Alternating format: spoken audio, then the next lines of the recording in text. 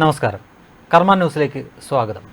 Communism പരാജയമാണെന്ന് പറയുന്ന, അങ്ങനെ എഴുതി നടക്കുന്ന, കവിത ചൊല്ലുന്ന ഒരു വ്യക്തിയെ ദേശാഭിമാനിയിൽ ജോലിക്ക് വെക്കുമോ? ഒരിക്കലും വെക്കില്ല, അല്ലേ? ഇനി കവിയുടെ കാര്യം വരട്ടെ. കമ്മ്യൂണിസത്തെ പറ്റി എപ്പോഴും കുറ്റം പറഞ്ഞ് നടക്കുന്ന, കമ്മ്യൂണിസ്റ്റ് നേതാക്കളെയൊക്കെ ചീത്തയും വിളിച്ച് നടക്കുന്ന മറ്റൊരു വ്യക്തി, ഇനി അയാൾ എത്ര കഴിവുള്ള വ്യക്തിയാണെങ്കിൽ കൂടിയും ദേശാഭിമാനിയിലോ അല്ലെങ്കിൽ ഈ പാർട്ടിക്ക് സ്വാധീനമുള്ള ഏതെങ്കിലും ഒരു സ്ഥാപനത്തിലോ ജോലിക്കാരനായിട്ടെങ്കിലും വെക്കുമോ? വെക്കില്ല, ഉറപ്പാണ്. അക്കാര്യത്തിൽ ഒരു സംശയവുമില്ല. ഇനി അതേപോലെ തന്നെ ബൈബിൾ ഒരു കെട്ടുകഥയാണെന്നും യേശുക്രിസ്തു ഇല്ല എന്നുമൊക്കെ പറഞ്ഞ് നടക്കുന്ന ഒരു വ്യക്തിയെ കത്തോലിക്ക സഭ അവരുടെ ഏതെങ്കിലും സ്ഥാപനത്തിൽ ഒരു ജീവനക്കാരനായിട്ട് വെക്കും എന്ന് തോന്നുന്നുണ്ടോ? ഒരിക്കലും നടക്കാത്ത കാര്യമാണ്. മറ്റൊരു ഉദാഹരണം പറഞ്ഞാൽ, MRFൻ്റെ ടയർ കൊള്ളില്ല, അത് തട്ടിപ്പാണെന്ന് പറഞ്ഞ് നടക്കുകയും അത് ചില മാധ്യമങ്ങളോടൊക്കെ വിളിച്ചു പറഞ്ഞ് നടക്കുകയും പ്രസംഗിക്കുകയൊക്കെ ചെയ്യുന്ന ഒരു വ്യക്തിക്ക് ഇനി അയാൾ എത്ര ഉന്നതരായിട്ടുള്ള വ്യക്തിയാണെങ്കിലും ശരി, കഴിവുള്ള ആണെങ്കിലും ശരി, അദ്ദേഹത്തിനെ മനോരമ പോലെ ഒരു സ്ഥാപനത്തിൽ അവർ ജോലിക്ക് വെക്കുമോ? ഒരിക്കലും വെക്കില്ല. അക്കാര്യത്തിൽ ഒരു സംശയവുമില്ല. ഇനി മറ്റൊരു മതത്തിൻ്റെ കാര്യം പറയുകയാണെങ്കിൽ ഇതേ കാര്യം തന്നെ ഖുർആനെ പറ്റി മോശമായിട്ട് പറയുകയും ഇസ്ലാം മതത്തിൻ്റെ ദോഷങ്ങളെ പറ്റിയൊക്കെ എപ്പോഴും പറയുകയും ചെയ്യുന്ന ഒരു വ്യക്തിയെ മുസ്ലിം ലീഗോ അല്ലെങ്കിൽ ഇസ്ലാമിക മതസംഘടനകളോ അവരുടെ സ്ഥാപനങ്ങളിൽ വെച്ച് പൊറിപ്പിക്കും എന്ന് തോന്നുന്നുണ്ടോ? ഒരിക്കലും നടക്കില്ല. ഇനി മറിച്ചൊന്ന് ചിന്തിച്ചു നോക്കുക. ഭഗവത്ഗീത ഒരു പരാജയമാണെന്നും കൃഷ്ണനും രാമനും വെറും കഥകൾ മാത്രമാണെന്നും പറയുന്ന ഒരു വഷളൻ കവി ജോലി ചെയ്യുന്നത് എവിടെയാണ് എന്ന് ചോദിച്ചു കഴിഞ്ഞാൽ ഗുരുവായൂർ ദേവസ്വം ബോർഡിലാണ്.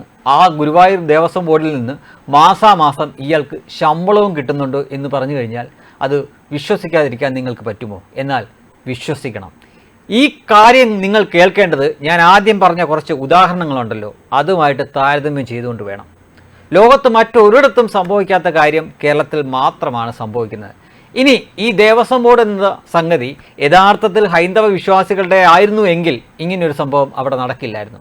ഇതിപ്പോൾ സർക്കാരിൻ്റെ ശിങ്കിടികളുമാണ് അവിടെ ഭരിക്കുന്നത്. അതുകൊണ്ട് മാത്രമാണ് ഭഗവത്ഗീത പരാജയമാണെന്ന് പറയുന്ന ഒരാൾ, രാമനും കൃഷ്ണനും വെറും കഥാപാത്രങ്ങളാണ് എന്ന് പറയുന്ന ഒരാൾക്ക് അവിടെ ജോലിയിൽ ഇരിക്കാൻ പറ്റുന്നത്, അത്തരം പ്രസംഗങ്ങൾ നടത്താൻ പറ്റുന്നത്, അത്തരം പരാമർശങ്ങൾ നടത്താൻ പറ്റുന്നത്. ഇനി അതേ സമയത്ത് തന്നെ മറ്റു മതങ്ങളെപ്പറ്റി അയാൾക്ക് മറിച്ചാണ് അഭിപ്രായം.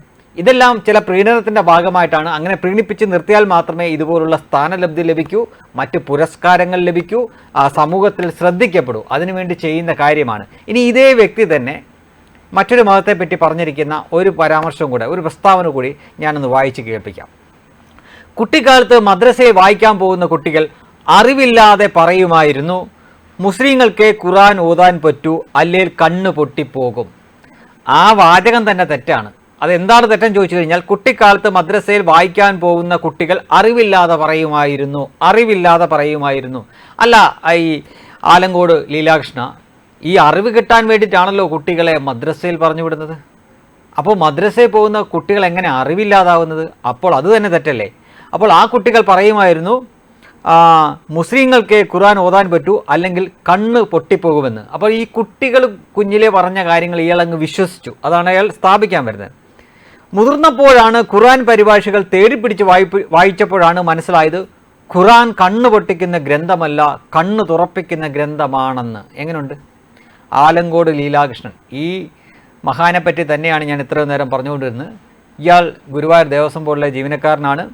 ഇയാൾ അവിടുന്ന് മാസാമാസം ശമ്പളവും വാങ്ങുന്നുണ്ട്. പക്ഷേ എന്താണ് പറഞ്ഞു നടക്കുന്നത് എന്ന് ഞാൻ ഇതിനകം തന്നെ പറഞ്ഞു കഴിഞ്ഞു.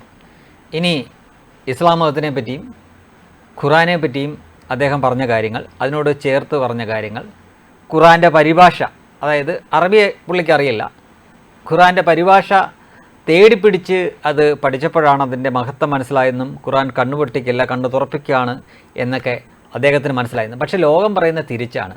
ഈ പരിഭാഷയൊന്നും ഇല്ലാതിരുന്ന കാലത്ത് ആരും പ്രവാചകനെ ഖുർആനെ ഒന്നും വിമർശിക്കാറില്ലായിരുന്നു. പക്ഷേ ഈ മറ്റ് ഭാഷയിലൊക്കെ പരിഭാഷ വന്നപ്പോൾ, ഇപ്പോൾ സോഷ്യൽ മീഡിയയുടെ ഒരു ലാംഗ്വേജ്, ഒരു ഭാഷ ഉപയോഗിച്ച് കഴിഞ്ഞാൽ ആ മതവും ആ മതത്തിൻ്റെ പ്രവാചകനൊക്കെ ഫുൾ ടൈം എയറിലാണ് എന്നാണ് പറയുന്നത്.